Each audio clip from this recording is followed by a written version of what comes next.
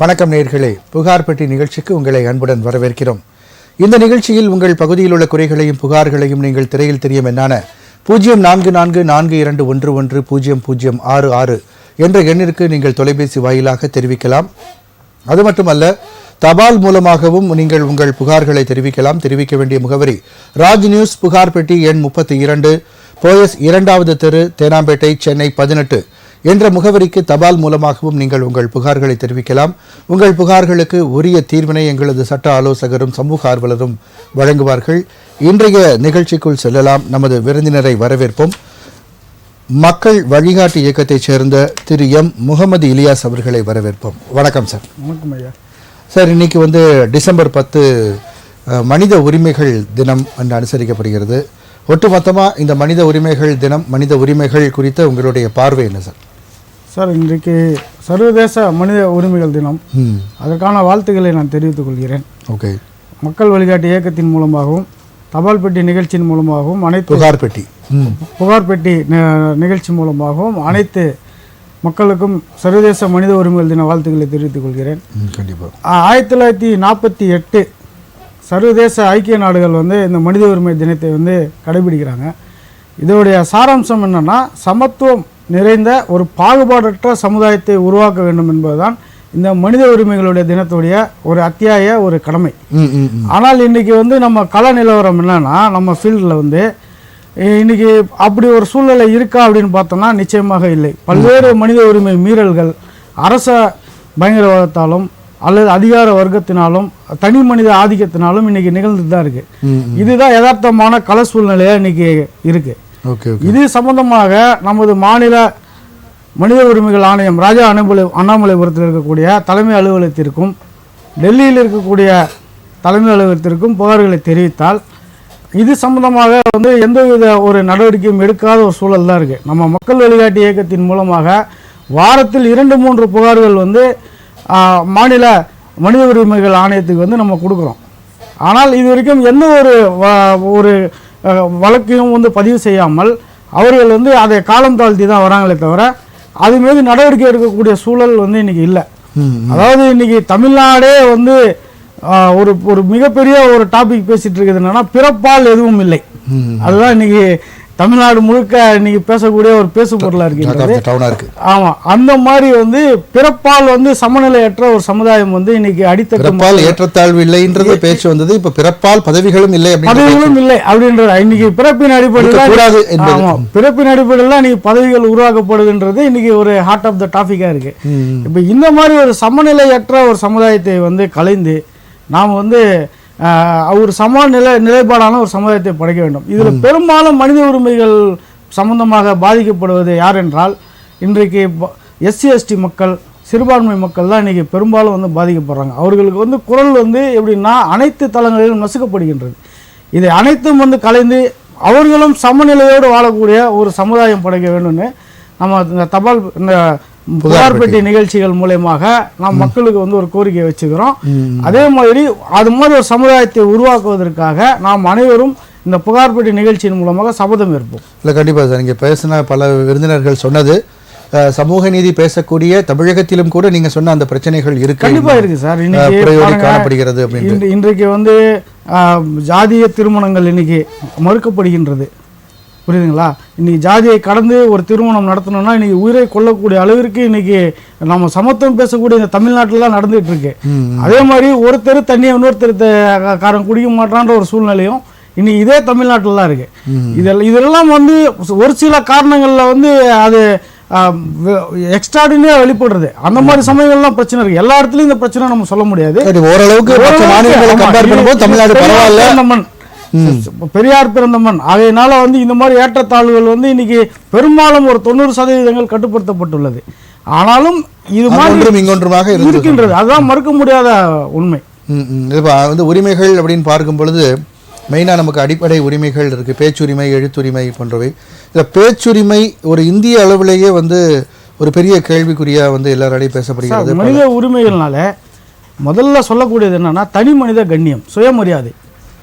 அதுக்கடுத்து பார்த்தீங்கன்னா எல்லோருக்கும் வாழும் உரிமை, பேச்சுரிமை, அதே மாதிரி எல்லா நிலையிலும் சமநிலையாக வாழக்கூடிய உரிமை.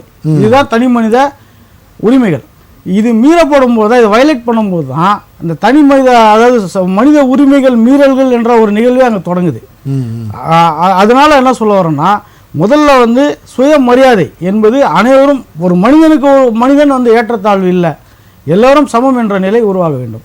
கண்டிப்பாக இல்லை. இப்போ பேச்சுரிமை எழுத்துரிமை வந்து பார்க்கணும்னு பார்த்தீங்கன்னா இப்போ பத்திரிகையாளர்கள் பலர் நசுக்கப்படுகின்றனர். இந்திய அளவுலேயும் சரி தமிழக அளவுலேயும் சரி பல பத்திரிகையாளர்கள் நசுக்கப்படுகிறார்கள்ன்ற ஒரு விஷயம் இருக்குது. கண்டிப்பாக இது முக்கியமான ஒரு ஜனநாயகத்தின் தூணாக இருக்கக்கூடிய பத்திரிகை சுதந்திரமானது எப்படி இருக்கிறது உங்களுடைய பார்வை? சார், பத்திரிகை சுதந்திரம் என்பது வந்து நம்ம உலக அளவில் கம்பேர் பண்ணும் பொழுது நமது இந்திய நாட்டிலும் சரி தமிழ்நாட்டிலும் சரி பெரும்பாலான பத்திரிகை வந்து சுதந்திரம் வந்து இருக்குது. ஆனால் ஒரு சில நிலைகள் போன்ற ஒரு சில நிலைகள் ஆட்சியாளர்களுக்கு எதிராக அல்லது ஒரு சமூக பிரச்சனைக்கு எதிராக ஒரு பத்திரிகையாளர் குரல் கொடுக்கும் பொழுது அவர்களும் அங்கே நசுக்கப்படுகிறார்கள்.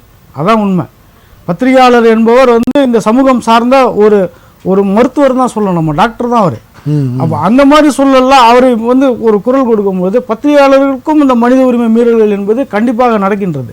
நீங்கள் சொன்ன மாதிரி கௌரி லங்கேஷ் போன்றவர்கள் வந்து கல்புர்கி போன்றவர்கள் வந்து இந்த நாட்டில் கொலை செய்யப்பட்டிருக்கிறார்கள். தாக்குதல் மட்டுமல்ல, கொலையே செய்யப்பட்டிருக்கின்றார்கள். அவர்களுடைய எழுத்து சுதந்திரம் தான் அவர்களை அந்த நிலைக்கு தள்ளியது. இப்போ இது போன்ற ஒரு நிலைகள் வந்து மாறணும் அனைவருக்கும். அதாவது 4வது தூண் என்று சொல்லக்கூடிய பத்திரிகை சுதந்திரம் வந்து யாருடைய கையிலும் இல்லாமல் சுதந்திரமாக செயல்பட வேண்டும். இல்லை, மனித உரிமை மீறல் அப்படின்னு நீங்கள் சொன்னீங்க. அதாவது நம்ம நாட்டில் இருக்கிற எல்லா மக்களுக்கும் இலவசமாக கல்வியும் மருத்துவமும் கிடைக்க வேண்டும் என்ற ஒரு விஷயமாக இருக்குது.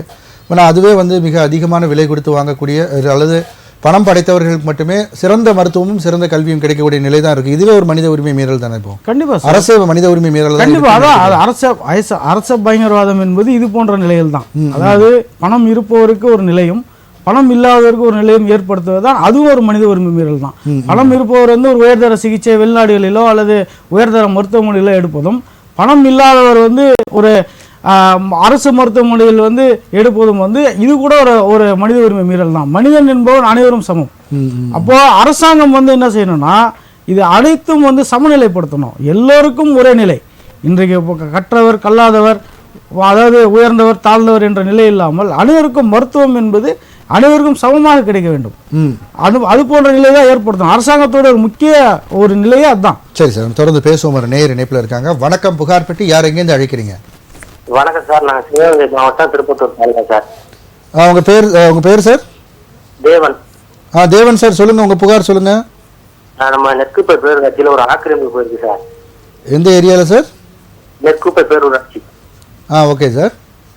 அங்க வந்து பல தடவை வந்து நோட்டீஸ் கொடுத்துருக்காங்க. அதை ஆக்கிரமிப்பு அகற்றுவதற்கு அங்க உள்ளவங்க எதிர்த்தா இருக்காங்க. அதை ஒரு பொது கிணறு சார், அதை சுற்றி உள்ள இடத்த விட்டு ஒரு சிலர் ஆக்கிரமிப்பு பண்ணிருக்காங்க. அதை வந்து பல தடவை நோட்டீஸ் கொடுத்துருக்காங்க அகற்ற சொல்லி எல்லாம். ஆனா வந்து காவல்துறையோ மற்ற இந்த நெற்குப்பை பேரூராட்சி நிர்வாகமோ எதுவுமே அதை கண்டுக்கல. ஆக்கிரமிச்சிருக்கிறது யாரு சார்? அது ஒரு பகுதியின ஒரு சாரர்.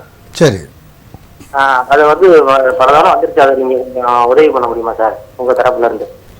திரு முகமது இலியாஸ். கண்டிப்பாக சார், உதவி பண்ணலாம் சார். நம்ம அந்த ஆக்கிரமிப்பு சொல்கிறீங்களா, அந்த கிணறுன்றது பொது கிணறுங்களா அல்லது அது அரசாங்கத்திற்கு உட்பட்ட ஒரு நிலமா? அரசாங்கத்துக்கு உட்பட்ட தர்ம கிணறு, அந்த காலத்துல வெட்டி விட்டு அது எல்லாருக்கும் பொதுவான கிணறு. சரிங்க சார். பக்கத்துல உள்ள ஏரியா. சரி, இது சம்பந்தமா அகற்ற சொல்லி யார் உத்தரவு போட்டிருக்கிறது? அது வந்து கலெக்டர் கொடுத்து அங்க இருந்து வந்துருக்கு சார். அந்த நகர்ல என்கிட்ட இல்ல, இப்ப நான் எதாச்சியா பார்க்க நினைச்சேன். சரிங்க சார். அது சம்பந்தமா நீங்க பின்னாடி கூப்பிட்டீங்கன்னா நான் அது சார். கண்டிப்பா சார், கண்டிப்பா சார். அது அந்த இடத்தோட அளவு அது எப்படிங்க? அது ஒரு 4-5 சென்ட்டுக்குள்ள வந்து அதை வந்து ஒரு தனிநபர் ஆக்கிரமிப்பு செஞ்சு வச்சிருக்காங்க, அவ்வளவுதானே? தனிநபர். ஆனா வந்து தனிநபர் பேர்ல ஆக்கிரமிப்பு பண்ணி அதை ஒரு பகுதியினர் வந்து ஒரு சமூகத்தை சேர்ந்தவர்கள் இது சம்பந்தமா வந்து நீங்க ஏற்கனவே மாவட்ட ஆட்சியர்கிட்ட புகார் கொடுத்து அதை மேல்முறையீட்டு செஞ்சு உங்களுக்கு வந்து அந்த ஊராட்சி மூலயமா பேரூராட்சி மூலயமா வந்திருக்குன்னு சொல்றீங்க. ஆமா சார். இதுக்கு மறுபடியும் நீங்க மாவட்ட ஆட்சியர்கிட்ட வந்து நீங்க ஒரு நினைவூட்டல் கடிதம் கொடுங்க. இங்க உள்ள அதிகாரிகள் வந்து செயல்படுத்த மாட்டாங்க சார். காவல்துறையோ நிர்வாகமோ வந்து அதை வந்து உடனடியாக இது பண்றதுக்கு எதுவுமே உதவியா இருக்க மாட்டாங்க சார். அந்த மாதிரி சூழல்ல வந்து நம்ம நீதிமன்றத்தை சார் நாட முடியும். இது அதாவது அதிகாரிகள் செயல்படவில்லை என்றால் அடுத்தபடியாக வந்து நாம் வந்து ஒரு வழக்கு தொடரலாம். அதாவது தனிப்பட்ட முறையில் அல்லது ஒரு பொதுநல வழக்கு தொடர்ந்து அதை அந்த ஊர்த்து கட்டளை செயல்பாட்டுக்கு கொண்டு வர சொல்லி நம்ம வந்து ஒரு வழக்கு தொடர்ந்து அதை வந்து நம்ம தீர்வு காணலாம் சார். நீங்க உதவி பண்ண முடியுமா சார்? கொஞ்சம் கண்டிப்பா சார். நிகழ்ச்சி முடிஞ்சா உங்களுக்கு தொடர்பு கொண்டு பேசுவாங்க, என்ன செய்ய முடியும்னு பார்த்து அதுக்கு தகுந்த மாதிரியான உதவியை உங்களுக்கு செய்வாங்க. ஓகேங்களா? நன்றி சார். நன்றி. நிகழ்ச்சி முடிஞ்சு தொடர்பு கொள்வாங்க. நிகழ்ச்சியில் அழைத்தமைக்கு நன்றி. நமது நிகழ்ச்சியில் பங்கு பெற வந்திருக்கும் வழக்கறிஞர் திரு ஸ்ரீனிவாசன் அவர்களை வரவேற்போம். வணக்கம் சார். வணக்கம் சார். அதாவது சார், நீங்கள் வரதுக்கு முன்னாடி நம்ம மக்கள் வழிகாட்டி இயக்கத்தை சேர்ந்த முகமது இலியாஸ் அவர்கள்ட்ட இன்றைய மனித உரிமைகள் தினம், இன்று சர்வதேச மனித உரிமைகள் தினம் அனுசரிக்கப்படுகிறது. ஸோ அது குறித்து தான் பேசிகிட்டு இருந்தோம். உங்களுடைய பார்வையில், குறிப்பாக ஒரு வழக்கறிஞராக, அடிப்படை உரிமைகள் பற்றி உங்களுடைய ஒரு பார்வை என்ன சார்?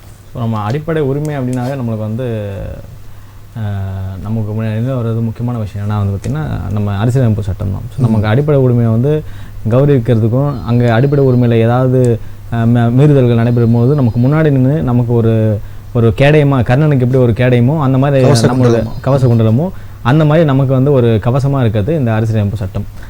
சமீபத்தில் இப்போது பெரும்பாலும் இப்போ முன்னாடி காலர் கூட சொன்னார், அரசு அதிகாரிகள் சரியாக வேலை செய்யறதில்லை. ஸோ இந்த மாதிரி அரசு அதிகாரி உள்ளிட்ட மற்ற விஷயங்கள் எல்லாத்துக்குமே நம்ம வந்து இந்த ரெட் பெட்டிஷன் நிறைய ஃபைல் பண்ணுவோம். கிட்டத்தட்ட 5 வகையான ரெட் பெட்டிஷன் இருக்குது. ஸோ இதில் வந்து இதெல்லாமே கிட்டத்தட்ட நம்ம அடிப்படை உரிமைகள் எல்லாமே பாதிக்கப்படும் பொழுது ஒரு ஜாதியை குறிப்பிட்டோ இல்லை மதத்தை குறிப்பிட்டோ இல்லை தனிநபருடைய வறுமையை குறிப்பிட்டோ எங்கேயுமே நம்ம வந்து எதுலையுமே நம்ம வந்து நம்மளோட உரிமையை வந்து மறுக்க முடியாது. அது இல்லாமல் நம்ம மனித உரிமைகள் சட்டங்கள் இருக்கிறது, மனித உரிமை ஆணையங்கள் இருக்கிறது. தொடர்ந்து நம்ம அதெல்லாம் வழக்குகள்லாம் நம்ம பார்த்துட்டு வரோம் தொடர்ந்து. ஸோ இந்த மனித உரிமைன்றது வந்து பார்த்திங்கன்னா எனக்கு முன்பு வந்து இந்த ஜாதிகளாலும் மதங்களாலும் கொஞ்சம் அடைப்பட்டு இருந்தது. இப்போ அதெல்லாம் வந்து தந்தை பெரியார் உள்ளிட்ட நிறைய பேர் வந்து முன்னின்று இதை வந்து பண்ணியிருக்காங்க. அறிஞர் அம்பேத்கர் அவர்கள் இருக்கிறார்கள். இந்த மாதிரி வந்து இவங்களால நம்ம இந்த மனித உரிமைன்றது இன்னும் வந்து மிகப்பெரிய அளவில் இந்த பிரச்சனைகள் வந்து நம்ம விடுவிச்சு வந்திருக்கோம் தான் நம்ம இதை சொல்கிறோம். நம்மளோட சட்ட உரிமை இங்கே இருக்கிறது. ஸோ இங்கே வந்து யாரையும் எதையும் காரணம் காட்டி ஒரு மனித உரிமை மீறல் இங்கே நடக்க போகிறது கிடையாது. ஸோ நம்ம மீடியா எல்லாருமே நம்ம இப்போ வந்துட்டோம். ஏன்னா முன்னாடி இருந்ததுக்கும் இப்போ சோஷியல் மீடியா நிறைய எங்கெங்கே, ஏன்னா இந்த கொத்தடிமைகள் உள்ளிட்ட இதெல்லாமே மனித உரிமை மீறல்கள் தான். மனித உரிமை மீறல்கள் பல பல பல வடிவில் இருக்குது. முன்பு சொன்னது போல கொத்தடிமை முறை நீங்கள் சொன்ன மாதிரி எவ்வளோதான் மீடியா வெளிச்சத்துக்கு வந்தாலும் இன்னும் செங்கல் சூளை போன்ற இடங்களில் இன்னமுமே அந்த கொத்தடிமை முறைகள் ஒரு சில இடங்களில் இருக்குது அப்படின்ட்டு தான் புள்ளி விவரங்கள் சொல்லிட்டு தான் இருக்காங்க. நம்ம தொடர்ந்து நம்ம அதுக்கும் தனி அமைப்புகள் இருக்கிறது. நம்ம கலெக்டர்கிட்ட மனு கொடுக்கலாம். நம்ம காலர் கூட ஒருத்தர் செங்கல் சூளையில் ஒன்று சொல்லியிருந்தாரு, ஒரு 6 மாதங்களுக்கு முன்னாடி நம்ம பார்த்தோம், நம்ம பண்ணி கொடுத்துருந்தோம். இந்த மாதிரி நிறைய விஷயங்கள் இருக்கிறது. ஆமாம், மக்கள் வந்து வெளியே வரணும், பேச முன் வரணும்.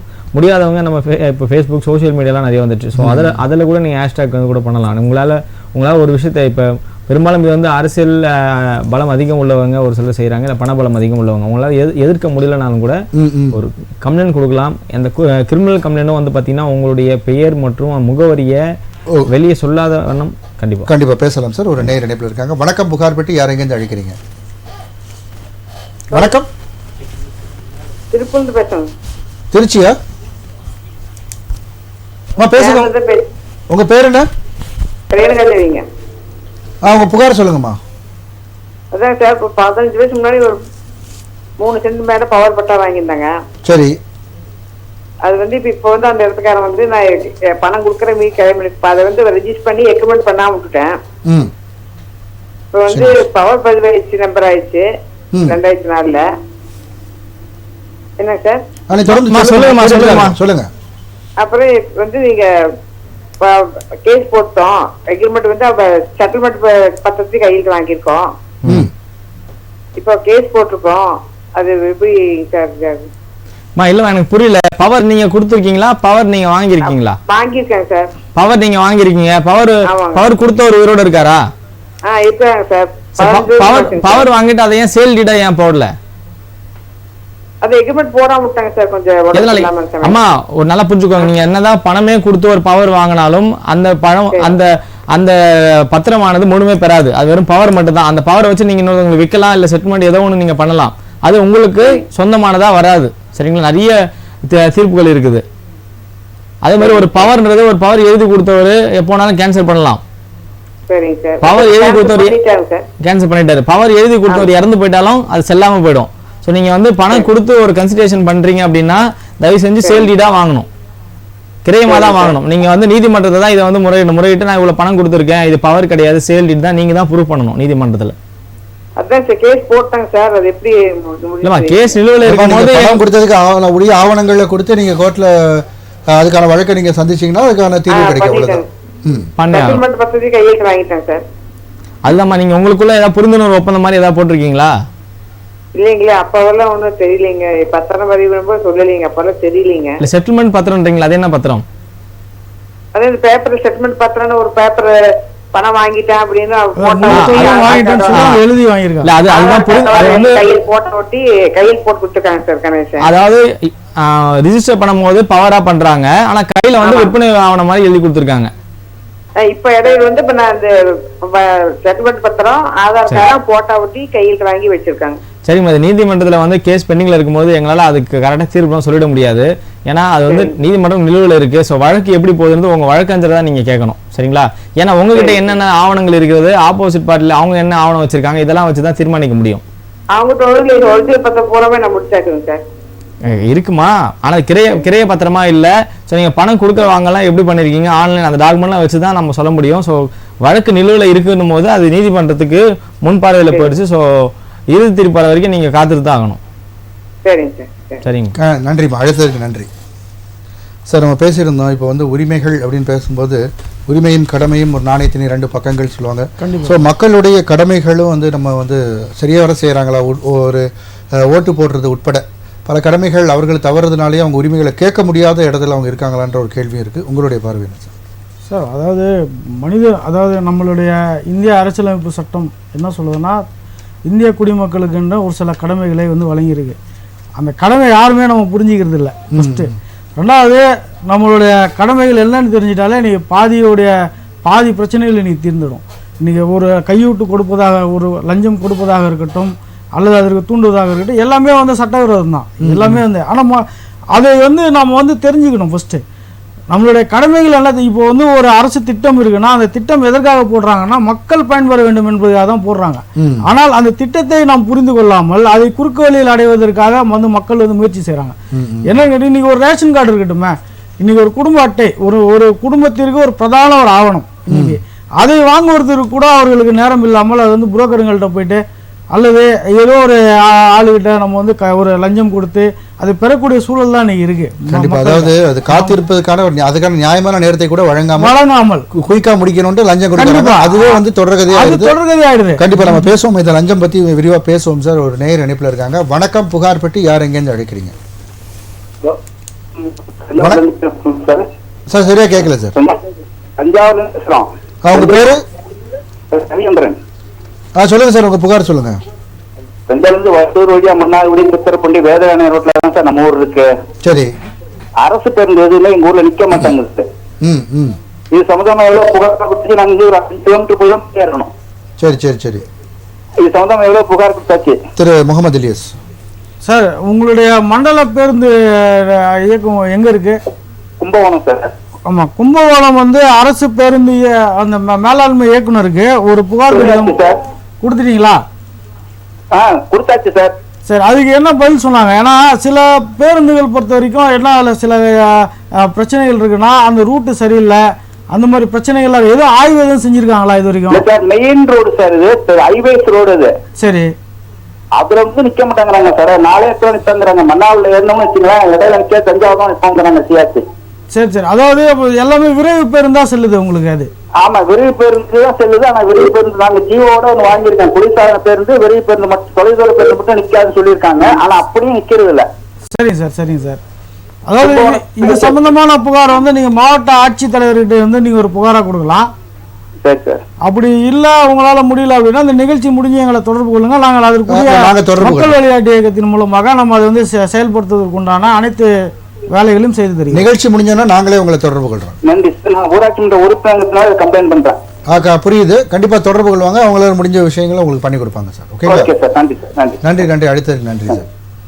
சார், இது லஞ்சம் பற்றி நம்ம பேசிட்டு இருந்தோம், அதை பற்றி சொல்லுங்க. சொல்லுங்க சார். அதுதான் சார், மக்கள் வந்து தன்னுடைய கடமைகளை வந்து முதல்ல புரிஞ்சுக்கணும். அதான் விரைவாக அவங்க வேலையை முடிக்கிறதுக்காக இன்னைக்கு வந்து என்னன்னா அவர்களுடைய ஒரு காத்திருக்கும் தன்மையை குறைத்து அந்த இதுக்கு போறாங்க. முதல்ல நம்மளுடைய கடமை என்ன, நாம யாரு, நமக்கு என்ன உரிமை இருக்குன்றத முதல்ல தெரிஞ்சுக்கிட்டாலே நம்மளுடைய மக்கள் வந்து அவர்களுடைய உரிமையை எளிதாக பெறலாம். இன்றைக்கு நம்ம இருக்கோம், இன்னைக்கு நம்ம எங்கேயுமே வந்து இப்போ பல மக்களை வந்து இன்னைக்கு எப்படின்னா தயார்படுத்துகிறோம். இந்த மாதிரி வந்து ஒரு சூழ்நிலைக்கு போகாம நீங்கள் வந்து ஒரு குறிப்பிட்ட கால அளவு கொடுத்த லஞ்சம் இல்லாத மக்களாக வாழுங்கள் அப்படின்னு சொல்லிட்டு நம்ம வந்து பல பயிற்சி பெறல நம்ம உரிமை நாம் அறிவோம் என்று ஒரு நிகழ்ச்சியை வந்து மக்கள் விளையாட்டு இயக்கத்தின் மூலமாக அனைத்து மாவட்டங்களும் நடத்திட்டு வரோம். உங்களோட உரிமைகள் என்ன தெரிஞ்சுக்கங்க. ஒரு திட்டத்திற்கும் ஒரு கால இடைவெளி இருக்கு.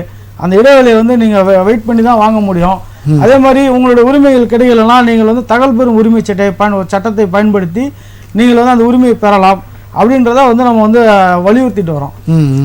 மக்கள் வந்து தன்னுடைய கடமைகளை புரிஞ்சுக்கிட்டாலே இன்னைக்கு வந்து பல பிரச்சனைகளை வந்து இந்த சமூகத்தில் நீக்க முடியும். கண்டிப்பா தொடர்ந்து பேசுவோம் சார். வணக்கம், புகார் பெட்டி. யார் எங்கேருந்து அழைக்கிறீங்க? ஹலோ. வணக்கம், உங்க பேர் சொல்லுங்க, எங்கேருந்து அழைக்கிறீங்க? சார், திருவாரூர் மாவட்டம் கூத்தாநல்லூர்ல பேசுறேன் சார். உங்க பேர் சார்? அப்துல் காதர். அப்துல் காதர் சார், உங்களோட புகாரை சொல்லுங்க. அதாவது சொத்து சம்பந்தமா சார். சொல்லுங்க சார், சொல்லுங்க சார். அதாவது அந்த தாத்தாவுக்கு வந்து 5 பேரு, அதுல வந்து 4 பேர் இங்க இருக்கிறாங்க. ஒருத்தர் ஃபாரின் போனவர் 40 வருஷத்துக்கு வரவே இல்லை. சரி, அது சம்பந்தமா தான் அது எப்படி பிரிவினை பண்றது தொடர்புல இருக்காங்களா அவங்க? இல்ல சார், தொடர்பு இல்லை, இந்த தொடர்பு கிடையாது. சரி, ரைட். திரு சீனிவாசன் சார். ஐயா வணக்கம். சொல்லுங்க சார்.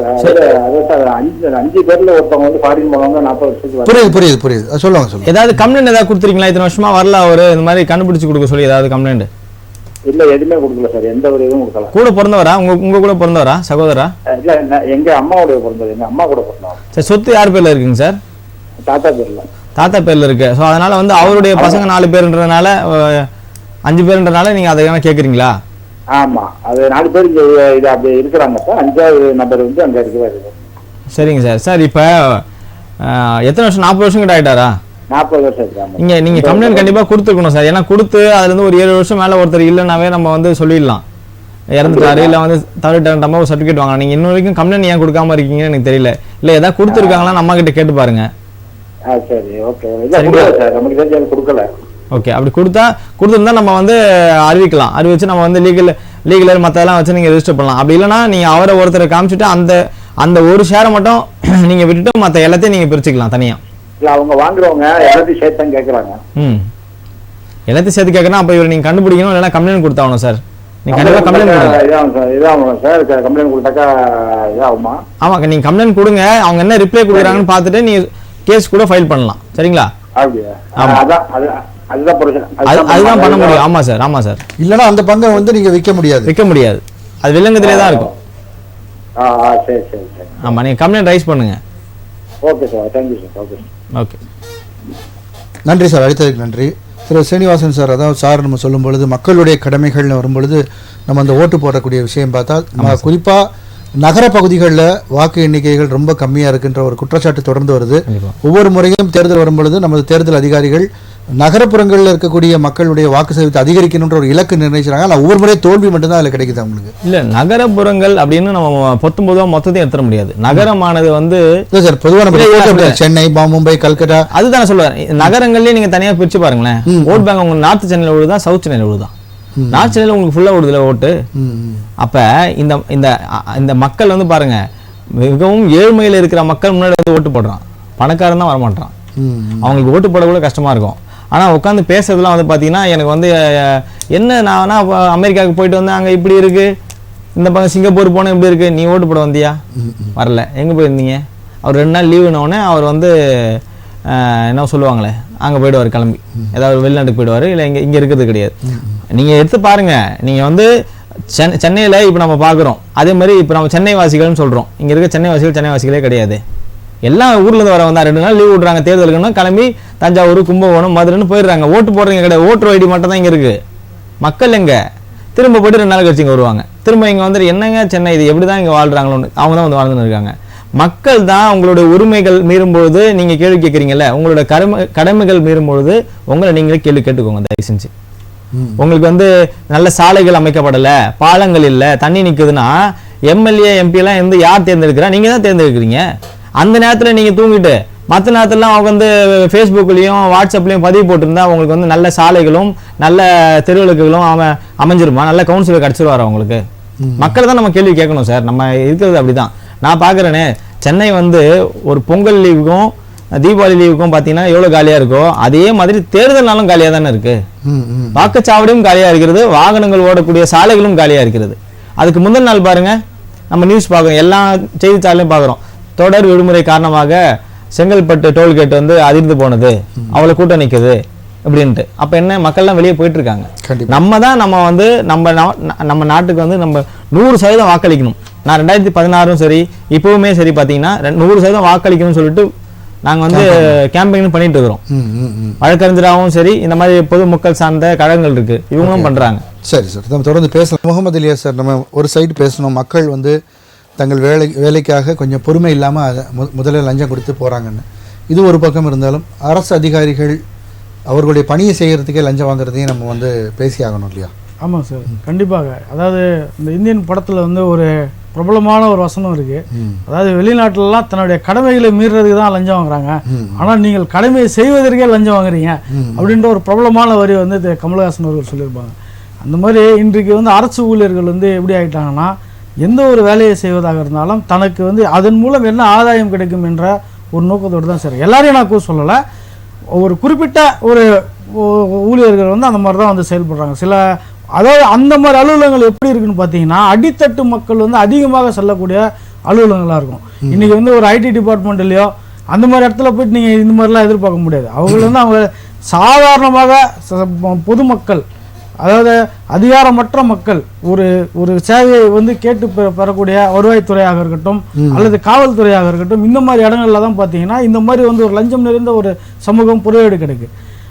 அதிகாரிகள் வந்து என்னன்னா இந்த ஒரு வேலையை செஞ்சு இதில் நமக்கு என்ன பலன்ற ஒரு நிலைக்கு அவங்க வந்து இன்னைக்கு ஒரு மனநிலைக்கு ஆளாயிட்டாங்க. இதுதான் வந்து யதார்த்தமான நிலவரம். இன்றைக்கு வந்து மக்கள்கள் வந்து இன்னைக்கு அவ்வளோ மனுக்கள் இன்னைக்கு வந்து ஒரு புகார்களாக மாவட்ட ஆட்சித்தலைவர்களுக்கும் துறை சார்ந்த அதிகாரிகளுக்கும் செல்லுதுன்னா காரணம் அந்த ஊழியர்கள் வந்து அங்கே வேலை செய்யலன்னு தானே அர்த்தம். அந்த வேலையை அவர்கள் செய்துவிட்டால் மக்கள் வந்து ஒரு மேல் அதிகாரிகள்கிட்ட வந்து ஒரு புகார் கொடுக்க வேண்டிய அவசியம் ஏற்படாது. அந்த கடைநிலை ஊழியர்கள் வந்து அந்த வேலையை அந்த பணியை தவறும் பொழுதுதான் அந்த பிரச்சனை வந்து கண்டிப்பா பேசுவோம் சார். நேர் இணைப்பில் இருக்காங்க. வணக்கம், புகார் பெட்டி யார், எங்கேருந்து அழைக்கிறீங்க? ஐயா, நான் காஞ்சிபுரம் கிரிதரன் பேசுறேன் சார். கிரிதரன், ஆமாங்க சார். சொல்லுங்க, உங்களுடைய புகாரை சொல்லுங்க. நான் எங்க அண்ணா 100 வருஷமா கூட்டு குடும்பம் வாங்குங்க சார். சரி. அதுல சொத்து ஃபுல்லா நாங்க ஒன்னாவது தான் வாங்கணும் சார். அப்ப நம்ம ஒன்னொன்னு வந்து எங்க தாத்தா வந்து 33 சென்ட் வந்து இந்த அது வந்து அவர் யாரு எழுதிடல, அத பாட்டி மலை எழுதி வச்சாங்க, அவங்களே எழுதினாங்க. அந்த சொத்து என்ன கேட்காம வந்து வித்துட்டாப்ல. உங்களுக்கு ஷேர் எதுவும் தரல ஐயா? உங்களுக்கு எந்த பங்கும் தரல? தரவால என் கையெழுத்து வாங்கல. சரி சீனிவாசன், இது வந்து கேஸ் வந்து 23 வருஷம் நடக்குது காஞ்சிபுரம் கோர்ட்ல.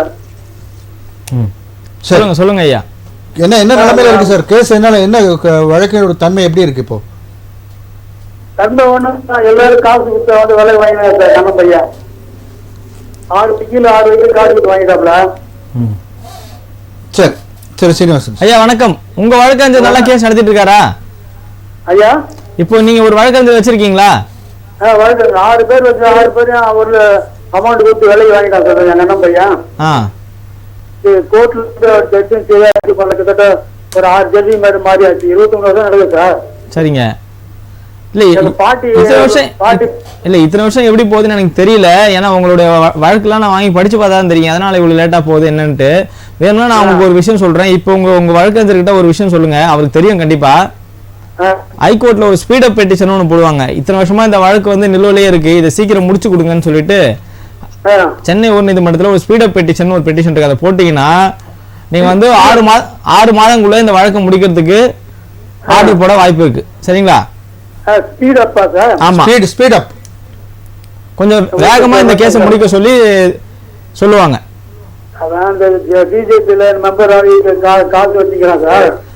ஐயா நீங்க அதெல்லாம் விடுங்க ஐயா. உங்களுக்கு ஒரே ஒரு ஆறுதலா ஒரு விஷயம் சொல்றேன், கேட்டுக்கோங்க. நீங்க யாரும் பெரியவங்க யாரும் சின்னவங்களும் கிடையாது. சரிங்களா? எல்லாரும் இங்க நம்ம ஆண்ட 2 முதல்வர் கொண்டு ஜெயிலுக்கு போயிட்டு வந்திருக்காங்கன்னா அப்ப இங்க யாருமே வந்து பணத்தை வச்சு ஏதோ வச்சு எதையும் வேலைக்கு வாங்கிட முடியாது. சட்டம் எல்லாருக்கும் பொதுவானது தான். பாமரனுக்கும் ஒண்ணுதான், பணக்காரனுக்கும் ஒண்ணுதான். நீங்க பயப்படாதீங்க ஐயா. நான் சொல்றதை கேளுங்க. ஒரு வழக்கு இருந்தா ஒரு வழக்கு உங்களுக்கு நல்லா பண்ணி கொடுப்பாரு. நான் சொன்ன இந்த விஷயத்தை கடைபிடிங்க. நீங்க ஹைகோர்ட்ல இந்த ஃபைல் பண்ணுங்க, சரிங்களா? ஆமா, அத பண்ண நீங்க நீங்க எண்ணங்கள் தான் இங்க நம்ம வந்து வின் பண்ண முடியும். நல்லதே நினைங்க, சரிங்களா? புரியுதுங்க ஐயா. நீங்க போங்க, ஒரு இளம் வழக்கறிஞரா பாருங்க, பார்த்து சரிங்களா ஃபைல் பண்ணுங்க. நன்றி நன்றி. அடுத்தது நன்றி. நான் வேணா உங்களுக்கு யாராவது காஞ்சிபுரத்துல இருந்து சொல்றேங்க ஐயா. அப்படின்னா இலவச சட்ட ஆலோசனை மையம் இருக்கு, அங்க கூட நீங்க போகலாம். நான் உங்களை கூப்பிடுறேன். ஐயா கோச்சிக்காதீங்க, காஞ்சிபுரம் கோர்ட்டு இப்படிதான் ஓடிங்க. அதனால வந்து நீங்க மெட்ராஸ்ல இது ஏன்னா வேற சொல்யூஷன் தான் ஐயா, நீங்க அப்புறம் சொல்லுங்க. நான் உங்களுக்கு சொல்றேங்க. சரி சரி, நன்றி. நிகழ்ச்சி முடிஞ்சாலும் கால் பண்ணுவாங்க. நிகழ்ச்சி முடிஞ்சாலும் உங்களுக்கு கண்டிப்பா. ரொம்ப நன்றி சார். நன்றி நன்றி நன்றி சார். நன்றி நன்றி சார். எதுக்கு அந்த உதாரணம் சொன்னேன் அப்படின்னா, மக்கள் வந்து எல்லா அரசியல் கட்சிக்காரங்களும் சரி, எல்லாரும் சும்மா இந்த கட்சியில் இருக்கான் அந்த கட்சியில் இருக்கான் அப்படிலாம் கிடையாது. சட்டத்தின் முன் அனைவரும் சமம் தான். எல்லாருமே இன்னைக்கு போயிட்டு வந்து தான் இருக்காங்க. அதனால வந்து நம்ம தப்பிச்சிடலாம், ஐயோ நம்மளை ஏமாத்திடுவாங்க. நீங்க போராடுங்க, போராடினா கண்டிப்பா வெற்றி பெறலாம். எவ்வளவு பெரிய ஆளை வேணாலும் எத்தனை பேர் போராடுறாங்க, நம்ம போராடலாம். இல்லை கண்டிப்பாக சார். இப்போ மனித உரிமை மீறல் அப்படின்னு நம்ம வந்து பேசணும் அப்படின்னா அது எந்த துறையில் அதிகமாக நடக்குது அப்படின்னு நம்ம கேட்கும்போது, இப்போ இந்த என்கவுண்டர் போன்ற விஷயங்களாக இருக்கட்டும், அல்லது வந்து எளிய மக்கள் அதிகமாக தண்டிக்கப்படக்கூடியது, இவை எல்லாமே வந்து கொஞ்சம் காவல்துறை போன்ற துறைகளில் கொஞ்சம் அதிகமாக நடக்கிறதுக்கான சாத்தியக்கூறுகள் இருக்கோ அப்படின்னு பொதுவாக ஒரு பார்வை இருக்குது. உங்களுடைய பார்வை என்ன சார்? கண்டிப்பாக சார். அதாவது இன்னைக்கு மனித உரிமை மீறல்கள் அப்படின்னா முதல்ல சுயமரியாதை இழுக்கு வரும்போது எங்கே சொல்கிறாங்க? காவல்துறை தான் சொல்கிறாங்க. காவல்துறைக்கு போனாலும் அங்கேயும் வந்து வர்க்க வேறுபாடு இருக்குது. அதாவது ஒரு பணம் படைத்தவருக்கு ஒரு நிலையும், பணம் இல்லாதவருக்கு ஒரு நிலையும் தான் அங்கே இருக்குது. அங்கே வந்து காவல்துறையிலேயே வந்து மனிதர்கள் வந்து மனிதர்களாக நடத்தப்படுவதில்லை. அதான் எதார்த்தமான ஒரு உண்மை அது. ஆமா, ஒரு வழக்கு கொடுக்க மாதிரி வந்து பல அதாவது கீழ்நிலையில் இருக்கக்கூடிய பல அதிகாரிகள் சொல்ல முடியாது, இதுல காவல்துறையினர் வந்து தற்கொலை முயற்சிகள், தற்கொலைகள் பண்ணது நம்ம அடிக்கடி கேள்விப்படுறோம். கண்டிப்பா சார், மன அழுத்தம் காரணம். கண்டிப்பா பெரும்பாலும் இந்த மாதிரி சூழல்ல பாதிக்கப்படக்கூடிய மக்கள் யாருன்னு பார்த்தீங்கன்னா பிற்படுத்தப்பட்ட மக்கள், தாழ்த்தப்பட்ட மக்கள், சிறுபான்மை மக்கள் தான் இந்த மாதிரி சூழலுக்கு ஆளாகிறாங்க. பெரும்பாலும் நீங்க இந்த மனித உரிமைகள் மீறல்கள் சம்பந்தப்பட்ட வழக்குகள் அனைத்தையும் எடுத்து பாருங்க, இந்த சமூகத்தை சார்ந்தவர்கள் தான் பெரும்பாலும் பாதிக்கப்பட்டிருப்பாங்க. ஒரு மாதத்துக்கு முன்னாடி நானே கண்ணால பார்த்தேன் சார். அண்ணாநகர் டவர்ல இருந்து ஒருத்தர் வந்து சூசைட் அட்டெம்ப்ட் பண்ணாரு. உடனடியே தீயணை பணியர் வந்து மீட்டுட்டாங்க. ஆனா அது காவல்துறையை சேர்ந்த ஒருத்தர். கண்டிப்பா அவர் வந்து ஏதோ சம் ஆபீஸ் பிரஷர்னால அவர் வந்து பண்ணல. அது வந்து பணிச்சுமை வந்து மிக முக்கியமான ஒரு காரணமா இருக்கிறது. இன்னொன்னு, அவங்களும் நம்மள மாதிரி ஒரு மனுஷன் தான். காக்கி சட்டை போட்டாலும் அவனுக்குள்ளேயே மனுஷன் தான் இருக்குது. ரத்தம் தான் ஓடுது, சதை தான் ஓடுது. அவனுக்கும் வீட்டில் பிரச்சனை இருக்கும், மனைவி மக்களோட பிரச்சனை இருக்கும், அப்புறம் குழந்தைகளோட பிரச்சனை இருக்கும், வருமான குறைவு இருக்கும், நிறைய பிரச்சனை இருக்கும். அவங்களுக்கும் ஒரு கவுன்சிலிங் கொடுக்கணும். கவுன்சிலிங் கொடுக்கணும். அவங்களுக்குள்ள ஒரு ஏதோ ஒரு விளையாட்டு போட்டிகள் நடக்கும், ஒரு கிரிக்கெட் மேட்ச் நடத்தலாம், ஒரு ஃபுட்பால் அந்த மாதிரி துறை சார்ந்த வந்து உள்ளவங்களுக்கு ஓய்வுன்றது ஒரு கட்டாயம் கிடையாது. நான் சொல்றேன், ஒரு கவுன்சிலிங் பேசுறது நான் முதல்ல ஆரம்பிக்கும் போது மனிதர், அதாவது பொதுமக்களுக்கு காவல்துறையினருக்கு நடக்கக்கூடிய மனித உரிமை மீறல் பேச ஆரம்பிச்சு. ஆனா இப்போ காவல்துறையினருக்குள்ளேயே அதிகமான ஒரு பேசுவோம். இந்த நேயர் இணைப்புல இருக்காங்க. வணக்கம், புகார் பெட்டி. யார் எங்கேருந்து அடிக்கிறீங்க? சார், நாங்கள் தஞ்சாவூர் மாவட்டம் சார். உங்க பேரு? நக்கீரன். நக்கீரன் சார், உங்களுடைய புகார் சொல்லுங்க. சார், நாங்க வந்து ஒரு 40 வருஷமா ஒரு நத்த மனக்கட்டு அனுபவிக்கிட்டு இருக்கோம். சரி. அது வந்து வீட்டு வரி ரசீதி, ஒரு கூரை, வீடு, ஒத்த லைட் எல்லாம் போட்டுருக்கோம். அனுபவிச்சிருக்கீங்க அப்படின்னா உங்க பேர்ல இருக்கா, பத்திரங்கள் இருக்கா? பயன்படுத்துங்க. ஆண்டு அனுபவிச்சிட்டு இருக்காங்க. ஆண்டு அனுபவ பத்தி. Okay okay okay. நத்தம் பட்டா. Okay okay okay. பட்டா வந்து 2001 தவறு எல்லாம் போட்டு விட்டாங்க. இன்னொருத்தன பேர்ல கருப்பையங்கிற பேர்ல போட்டு விட்டாங்க. சரி. அந்த கருப்பையன்ட்ட இருந்து நாங்க வந்து விடுதலை எழுதி வாங்கிட்டோம். பட்டா மாற்றத்துக்கு 2-3 வாட்டி மனு கொடுத்தோம். வந்து என்கொயரி பண்ணி பட்டா மாற்றி கொடுக்கல. ஓகே. இப்ப வந்து என்ன பண்ணிட்டாங்கன்னா, நமக்கு ஊர்ல வேண்டாதவங்க ஒரு 40 கிலோமீட்டருக்கு அந்தாண்ட உள்ளவங்களை அழைச்சிட்டு வந்து அவங்க பேர்ல பட்டா போட்டு ரீஸ் பண்ணி அளக்க வரணும்னு சொல்லி எங்களுக்கு தகவல் கொடுக்குறாங்க. சரி. நாங்க உடனே தடங்க மனு கொடுத்துட்டோம். சரி சரி. சீனிவாசன் சார், ஐயா சொல்லுங்க. கரெக்டா தான் பண்ணிட்டு இருக்கீங்க, எல்லாமே கரெக்டா பண்ணிட்டு இருக்கீங்க, சொல்லுங்க. தடங்க மனு கொடுத்துருக்கோம். வக்கீல்கிட்ட போனோம் கேஸ் ஃபைல் பண்றதுக்கு. சரிங்க. வக்கீல் வந்து ஒரு 4-5 ஆவணம் கேட்டிருக்காங்க. சரிங்க. அந்த ஆவணத்துக்கு வந்து தாலுகா ஆபீஸுக்கு மனு போட்டிருக்கோம். சரி. அந்த மனு கொடுக்கறது நாங்க மனு போட்டதுக்கு எங்களுக்கு சரியான ரெக்கார்டு தர மாட்டேங்கிறாங்க தாலுகா ஆபீஸ்ல. நீங்க வந்து வெறும் மனுவா கேட்டீங்க, தகவல் பெறும் உரிமை சட்டத்தின் மூலமா கேட்டீங்க? வக்கீல் மூலியமாவே கேட்டோம். வக்கீல் மூலமா அவர் வழக்கறிஞர் கேட்கற மாதிரி கேட்டிருக்காரு. ஆனா தகவல் பெறும் உரிமை சட்டத்துல கேட்கல. வழக்கறிஞர் கேட்கற மாதிரியே கேட்டிருக்காரு.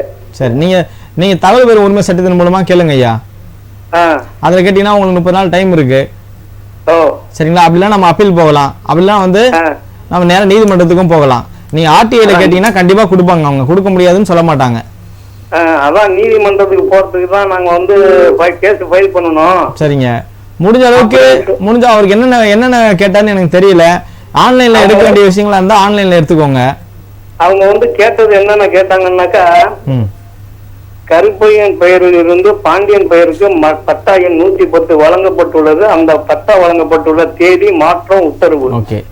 அது சரிங்க. பாண்டியனுக்கு வழங்கப்பட்ட பட்டா எண் 110 பழைய 9/17 சேர்க்கப்பட்டதற்கான உத்தரவு நகல். சரிங்க ஐயா. நீங்க இப்ப அவர் எனக்கு தெரிஞ்சு தகவல் பெறும் உரிமை சட்டத்துல தான் கேட்டிருப்பாரு. சரிங்களா? அப்படி கேட்டுனா இப்ப நீங்க வந்து அப்பீல் போங்க. முதல் மேல்முறையீடு பண்ணுங்க. அதுக்கு ஸ்டாம்ப் கூட ஒட்ட தேவை கிடையாது. முதல் மேல்முறையீடு பண்ணுங்க. அப்படி இல்லைன்னு சொல்லிட்டு நம்ம நேரடியா ரிட் பெட்டிஷன் கூட ஃபைல் பண்ணலாம். நீதிமன்றத்திலே கேள்வி கேட்கலாம். சரிங்களா? போலாம் தாராளமா போலாங்க ஐயா. இப்ப அவருக்கு தெளிவா தான் கேட்டிருக்காங்க. அந்த 80A பெட்டிஷன் சொல்லுவோம். ஒரு பட்டா கொடுத்தா அந்த பட்டா ஒரு ஆணை இருக்கும். அந்த ஆணையில என்னென்ன தகவல்களின் அடிப்படையில் இந்த பட்டா கொடுக்கப்பட்டது வழங்கப்பட்டதுன்றதான் அவர் கேட்கிறாரு. தெளிவா தான் கேட்டிருக்காரு வழக்கறிஞர். அது கிடைக்குதான்னு பாருங்க. அப்படி இல்லைன்னா நான் சொன்ன மாதிரி ஆர்டிஐல அப்பீல் போங்க. ஃபர்ஸ்ட் அப்பீல் போங்க. 2022, 23, 24, 25 வரைக்கும் நான் வீட்டு வரி ரசீது வாங்கி வச்சிருக்கீங்க. நீங்க அனுபவம் உங்ககிட்ட தானே இருக்கு. இன்னை வரைக்கும் கச்சேரி அது வரைக்கும் உங்களுக்கு ஒரு பயமும் இல்லை. நீங்க இருங்க. சரிங்களா? இன்னை வரைக்கும் இடம் என் கஸ்டடியில இருக்கு. புரியுது. மாட்டு பட்டாசு பொசிஷன் நமக்கு இருக்கிற வரைக்கும் நமக்கு பயம் இல்ல. நீங்க பயப்பட வேண்டியது இல்ல. நீங்க முதல் மேல்முறையீடு போடுங்க. சரிங்களா? சரி, ஓகே. சரி, இப்போ ஒரு தீர்வு மட்டும் சொல்லிட்டேன். அதான் முதல் மேல்முறையீடு பண்ண சொல்லி. நன்றி சார், அழைத்ததுக்கு நன்றி சார். நன்றி சார். இப்போ அதான் சார், நம்ம காவல்துறைக்கு உள்ளேயே மனித உரிமை மீறல் பற்றி பேசிட்டு இருந்தோம். சொல்லுங்க, தொடர்ந்து பேசுங்க.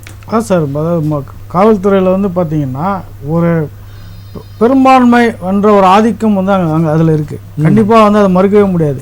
நீ கீழ்நிலையில் உள்ள போஸ்டிங் மேலே போனால் சொபிஸ்டிகேட்டடாக இருக்கலாம் போல. அது கண்டிப்பாக இருக்கும்போது கொஞ்சம் உயர் அதிகாரிகளின் அழுத்தங்கள் இருக்கு. அவர்களுக்கு ஓய்வு கிடையாது. முதல்ல பணி வந்து இப்போ உங்களுக்கு ஒரு நிலையான பணி கிடையாது. உங்களுக்கு இன்னைக்கு ஆள் பற்றாக்குறை இருக்கிறதுனால நீங்கள் வந்து இன்னைக்கு 4 மணிக்கு போயிட்டு ராத்திரி 8 மணிக்கு வரணுன்ற சூழல்லாம் இன்னைக்கு இருக்கு.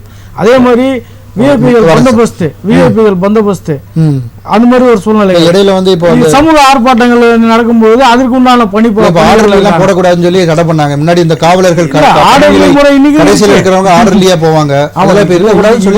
இன்னைக்கு இருக்கு சார். ஆர்டர்லி முறைன்றது இன்னைக்கு இருக்கு. அது இல்லாமலாம் இருக்க முடியாது. ஏன்னு கேட்டீங்கன்னா அந்த உயர் அதிகாரிகளுக்கு வந்து அந்த பணிகள் செய்யக்கூடிய இன்னைக்கும் காவல்துறைகள் வந்து இன்னைக்கும் இருக்காங்க. ஆர்டர்லி முறை முற்றிலுமாக ஒழிக்கப்படவில்லை. கண்டிப்பாக இன்னைக்கும் இருக்கு அந்த முறை. என்னன்னா அந்த எண்ணிக்கையை குறைச்சிருக்காங்க. அது வேணா ஏத்துக்கலாம். ஒரு அதிகாரிகளுக்கு ஒரு 4 பேர் 5 பேர் இருந்த எண்ணிக்கையை குறைச்சி இன்னைக்கு ஒருத்தர் அல்லது 2 பேர் என்ற நிலை மாறி இருக்கே தவிர ஆர்டர்லி முறைன்றது மொத்தமாக இன்னைக்கு வந்து கஷ்டப்பட்டு பயிற்சி எடுத்து இது பண்ணி கடைசி அவங்க காய்கறி வாங்கி கொடுத்துட்டு இருக்கு. கண்டிப்பா சார் அந்த மாதிரி சூழல் இருக்கு. இந்த மாதிரி சூழல் இருக்கும்போது இதுவும் வந்து ஹியூமன் ரைட்ஸ் வயலேட் தான். இது மனித உரிமை மீறல்கள் தான். அவர்களுக்கு உண்டான அந்த பணிச்சுமையை வந்து குறைக்கணும். இருக்கிற காலி பணியிடங்களை வந்து நிரப்பணும். மேற்கொண்டு அந்த துறை சார்ந்த பணிகளுக்கு உண்டான புதிய தேர்வுகள் நடக்கணும். இன்னைக்கு புதிய தேர்வுகள்ன்றதே இன்னைக்கு காவல்துறையிலோ அல்ல மற்ற துறைகளிலும் இன்னைக்கு இல்லவே இல்லை. இருந்த பணியாளர்கள் வந்து எப்படின்னா அவர்கள் வந்து பணிமூப்பின் காரணமாக அவங்க அங்கிருந்து போகும்பொழுது ஓய்வு பெறும்பொழுது அந்த இடத்தையும் இன்னும் ஃபில் பண்ணல. அந்த மாதிரி ஒரு சூழல் இருக்கு.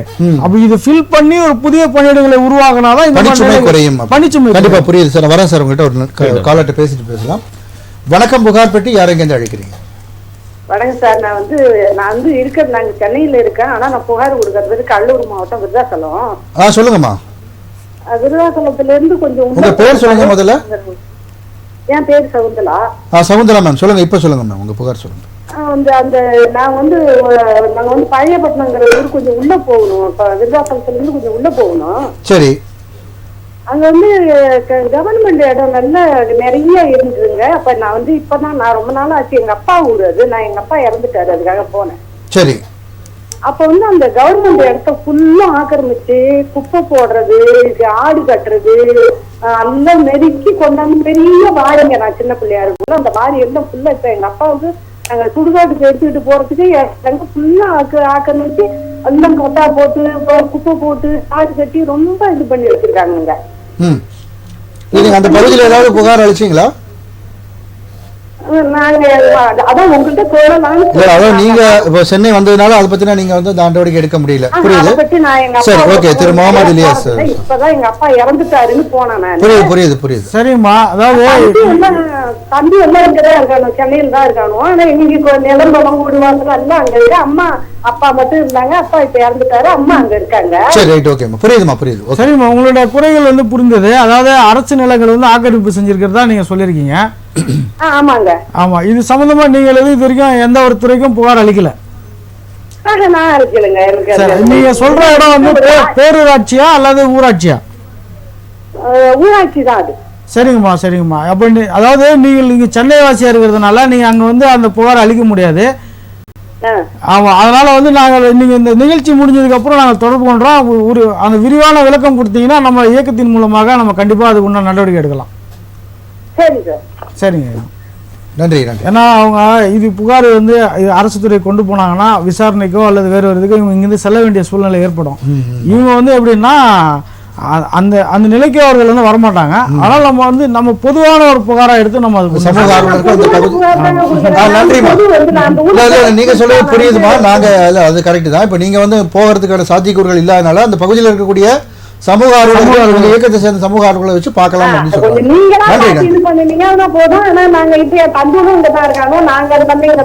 நன்றிமா, நன்றிமா. அழைத்ததுக்கு நன்றி. புரியுது புரியுது புரியுது. நன்றி நன்றிமா. அதுதான் வலியுறுத்துறாங்க. அவங்க சொல்ற கருத்து அதுதான். அவங்களால செயல்படுத்த முடியாது.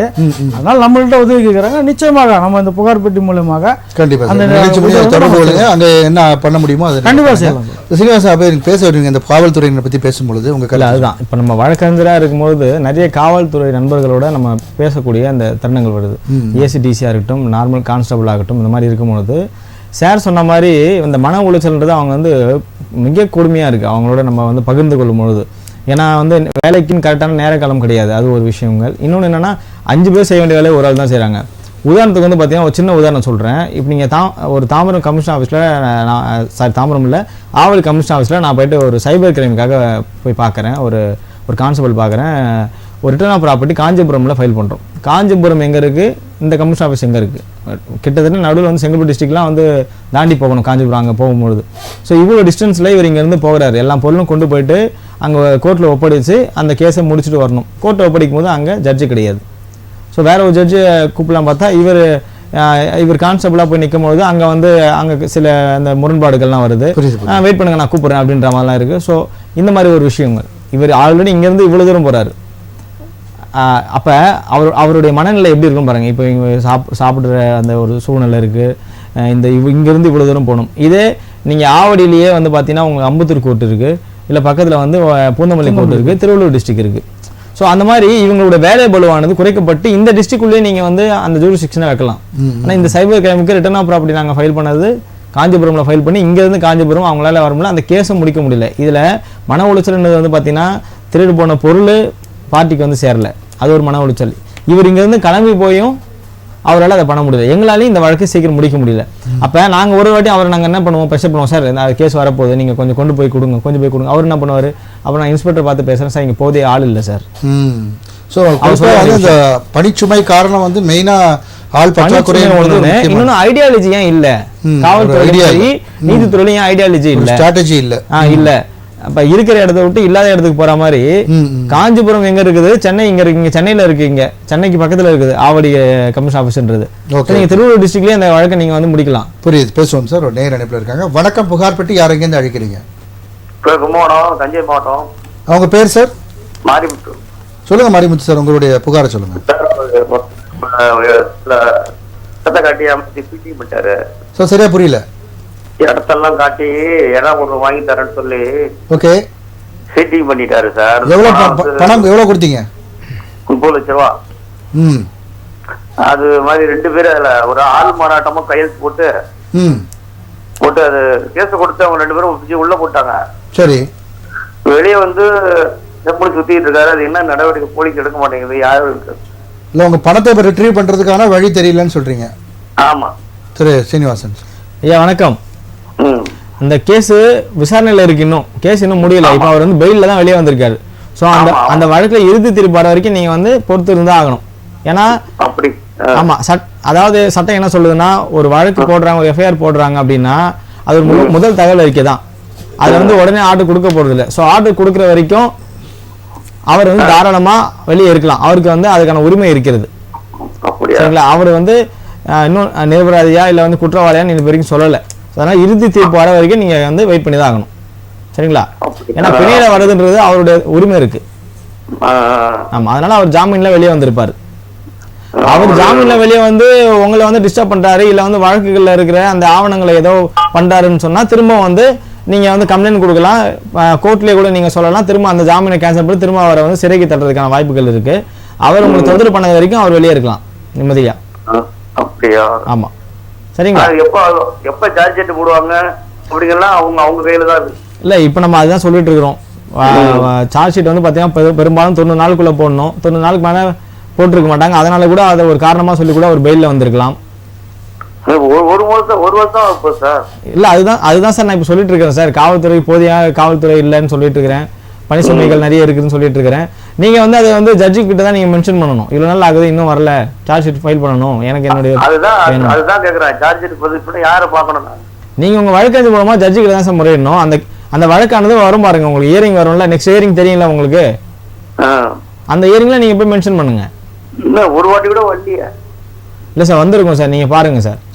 எனக்கு வழக்கு என்னன்னு தெரியாது, என்கிட்ட நீங்க அந்த கேள்வி கேட்டீங்கன்னா நான் பதில் சொல்ல முடியாது. ஏன்னா நான் உங்க வழக்கறிஞரா இருந்தா நீங்க என்ன கேட்கலாம். வரலன்றதா அவர் கேக்குறாரு. ஹியரிங் வந்திருக்கும், வராம இருக்க வாய்ப்பு இல்ல சார். ஏன்னா சார் இல்ல ஒரு நிமிஷம், ஒரு எஃப்ஐஆர் போட்டீங்கன்னாவே சிசி ஆயிருக்கான்னு பாத்தீங்களா? கேஸ் நம்பர் ஆயிருக்கா?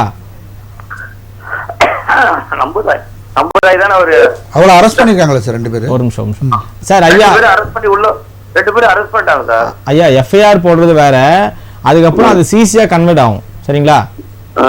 சிசியா வரதுக்கு முன்னாடி கூட பெயில்ல வெளியே வரலாம். சிசி ஆயிருக்கான்னு பாருங்க, நம்பர் ஆயிருக்கா, கேஸ் நடக்குதா, அவருக்கு வந்து கொஸ்டினிங் வந்துச்சா. ஃபர்ஸ்ட் வந்து கொஸ்டினிங்னு ஒன்னு இருக்கும். கொஸ்டினிங் அப்புறம் தான் மத்ததெல்லாம் நம்ம வந்து கிராஷ் பண்றது, ஆர்கியூ பண்றது, அதெல்லாம் கொஸ்டினிங் வந்திருக்கா? இல்ல உங்ககிட்ட கேக்குறாங்க. விசாரணை வந்திருக்கு, சார்ஜ் ஷீட் ரெடி பண்ணிட்டு இருக்கோம் அப்படின்னு சொல்றாங்க போலீஸ். இன்னும் சிசி வரல. இல்ல அதான் வரல, அவருக்கு வழக்கு பத்தின தெரியாம சொல்லிட்டு இருக்கிறாரு அவரு. நீங்க இந்த வழக்கறிஞர் நீங்க உட்கார்ந்து விரிவாத பத்தி கேளுங்க, உங்களுக்கு கிடைக்கும். நமக்கு வழக்கு நம்பர் தெரியாது, எஃப்ஐஆர் இன்னும் படிக்கல. நீங்க கொஞ்சம் வழக்க பத்தி இன்னும் கொஞ்சம் புரிதல்களை வச்சுட்டு நீங்க வாங்க சார் நம்ம நிகழ்ச்சிக்கு ஒரு வாட்டி. தேங்க்யூ. நன்றி. இல்லை அதான் சார், அவருக்கு வந்து அதான் முதல்ல இப்போ நிறைய பேருக்கு அவங்க வழக்கறிஞர்கள் இந்த என்ன நடக்குதுன்ற விஷயங்களை சொல்ல மறுத்துறாங்களா, எதனால இப்படி ஒரு ஃப்ரெண்ட்லியான வழக்கறிஞர் இவங்க பாக்குறது கிடையாது. நான் உங்களுக்கு சொல்றேன், எடுத்த உடனே நம்ம வந்து ஒரு அந்த மாதிரி போய் உட்காந்துறது. சரி, அவர் வாயை திறக்க மாட்டாரு, ஃபீஸ் நிறைய வாங்குவாரு, வாயை திறக்க மாட்டாரு. இவங்க நல்லா பேச வழக்கறிஞர்கிட்ட போய் நிக்கிறது கிடையாது. அவர் முடிச்சு ஒரு 5 வருஷம் ஆயிருக்கும், ஒரு 10 வருஷம் ஆயிருக்கும். அவரும் வக்கீல் தான், அவரும் கேஸ் நடத்துவார். அவர்கிட்ட கொடுத்து பார்த்தா தான் தெரியும், போறது கிடையாது. எடுத்தவொடனே நான் ஒரு 30-40 வருஷம் நான் போகக்கூடாதுன்னு சொல்ல வரலைங்க. நான் சொல்றது என்னன்னா, அப்படி போனீங்கன்னா நீங்க பேச மாட்டீங்க அவங்க கிட்ட, அவங்க உங்களுக்கு பேச மாட்டாங்க. அப்படி உங்களுக்கு கன்வென்ட்டான யார் இருக்காங்களோ அவங்க கிட்ட போங்க, உங்க சொந்தத்துல இருப்பாங்க, ஃப்ரெண்டு இருப்பாங்க, அந்த மாதிரி போங்க. அந்த மாதிரி அவங்க போறது கிடையாது. அதுதான் என் பிரச்சனையே. அதுதான் நமக்கு இந்த மாதிரி காலேஜ் வர்றது. அதாவது பெரிய டாக்டர்ஸ் போகும்போது அவங்கள இந்த மாதிரி பண்ண சொல்ல வழக்கறிஞர்கள் வந்து அந்த நேரம் இருப்பதில்லை, ஒரு வழக்கின் தன்மையை பெரிய பெரிய வழக்கறிஞர் ஜூனியர்ஸ் வச்சு தான் அவங்களே நிறைய விஷயம் டீல் பண்றாங்க. அவங்க டைரக்டா வந்து பாக்குறது, கேள்வி கேட்கணும் சார், கேட்க மாட்டாங்க சார். நான் கூட நிறைய பேர் என் கிளைண்ட்டுக்கு சொல்றதுதான், நீங்க வழக்கோட தன்மை முதல்ல கேள்வி கேட்க மாட்டேங்க. நாங்களே சொல்லிட்டு இருக்கோம், அடுத்த வாய்தா இப்போ வருது, இது வருதுன்னு. இல்ல சார், இப்போ நம்ம தான் காவல்துறைக்கு உள்ள இருக்கிற மனித உரிமை மேல வேற ஒரு டாபிக்கை கொண்டு வந்து வேற போயிடுச்சு. மனிதர் காவல்துறை மூலமா வந்து மக்களுக்கு நடக்கக்கூடிய விஷயங்களையும் நம்ம வந்து பேசணும். ஒருவேளை இந்த அழுத்தம் காரணமாகத்தான் அந்த காவல்துறை மக்கள் மீது காட்டுறாங்களான்ற ஒரு கேள்வி. இல்ல அப்படிலாம் இல்ல, ஒஸ்டான எல்லாம் எனக்கு நிறைய எக்ஸ்பீரியன்ஸ் இருக்கு. நான் லா காலேஜ் படிக்கும் போது வந்து சூரப்பட்டில் ஒரு ஏரியாவில் நானும் என் ஃப்ரெண்டு போயிட்டுருக்கோம். லா காலேஜ் படிக்கிறோம், பைக் எடுத்துறாங்க, நான் ஹெல்மெட் எல்லாமே போட்டிருக்கேன். அப்பயுமே அவர் வந்து நான் என்கிட்ட லைசன்ஸ் கேட்டேன், நான் லைசன்ஸ் எடுத்து கொடுத்துட்டேன், லா காலேஜ் ஸ்டூடெண்ட் கூட சொல்கிறேன், எல்லாத்தையும் தூக்கி போட்டு காசு கொடு அப்படின்னாரு. நல்லா ஞாபகம் இருக்கு. நான் சொல்ல 2012-13 என்கிட்டலாம் ஃபோன் கிடையாது, இல்லை நான் வீடியோ எடுத்திருப்பேன். Okay okay. ஸோ அந்த மாதிரி ஒஸ்டான கேரக்டர்ஸ் இன்னும் இருக்காங்க. இன்னொன்று மது போதையில் இருக்கக்கூடிய காவலருக்கு மிக அதிகம். கண்டிப்பாக சார். ஒரு நேயர் இருக்காங்க. வணக்கம். ஹலோ. வணக்கம். உங்கள் பேர் சொல்லுங்கள், எங்கேருந்து அழைக்கிறீங்க? தென்காசி மாவட்டம். தென்காசி மாவட்டம். உங்கள் பேர் சார்? பேர் சுப்பிரமணியன். சுப்பிரமணியன். சுப்பிரமணியன் சார், சொல்லுங்க, உங்களுடைய புகார் சொல்லுங்க. அந்த ஒரு 3 சென்ட் இடம் வழக்கு போட்டோம். சரி. அந்த வழக்கு போட்டதுல 10 திருப்பி வந்துச்சு. சரி. அவங்க 1.1 திருப்பி சொல்லிக்கிட்டு திருப்பி நான் இந்த கொரோனா டைம்ல இருந்து அந்த இதுல வாங்காம விட்டேன். சரி. 5 வருஷம் கழிச்சு தான் வாங்கினேன். திருப்பி அப்பீல் பண்ணாங்க. அப்பீல் பண்ணி திருப்பி என் பக்கமே தீர்ப்பு வந்துருச்சு. சரி. அந்த இடத்துக்காரங்க அந்த ஆளு விட மாட்டேங்க. தீர்ப்பு வந்ததுக்கு பிறகு அவங்க இன்னும் உங்களுக்கு ஹேண்ட் ஓவர் பண்ணல. வழக்கு போட்டுக்கிட்டே இருக்காங்க. அதான் வழக்கு தொடர்ந்து போட்டுட்டு இருக்காங்க. இல்ல போடல.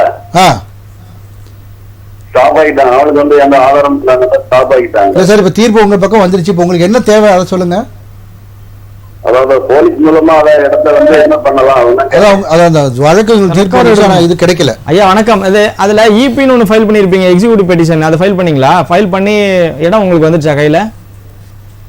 வரல. அவங்க பண்ணிக்கிட்டே இருக்காங்க சார். அப்ப உங்க சைடு தீர்ப்பு இருக்குன்னா நீங்க போங்க, போலீஸ் ப்ரொடக்ஷனோட போயிட்டு இடத்த நீங்க வந்து கையகப்படுத்தலாம் சார். அப்படின்னா எக்ஸிக்யூட்டிவ் பெட்டிஷன் ஃபைல் பண்ணுவோம் சார். இபின்ட்டு உங்க வழக்கு கட்டடத்துக்கு வயப்படுத்தலாமா? ஆமா, இபி நீங்க ஃபைல் பண்ணுங்க. உங்களுக்கு அமீனான ஒருத்தர் வருவார் கோர்ட்ல இருந்து, சரிங்களா? அமீனான ஒருத்தரை வந்து நினைப்பாங்க. அந்த அமீனா வந்து போலீஸ் ப்ரொடக்ஷனோட வந்து உங்களுக்கு அந்த இப்போ அந்த இடமோ இல்லை வீடோ என்ன இருக்கோ அதை மீட்டு உங்களுக்கு கொடுப்பாங்க.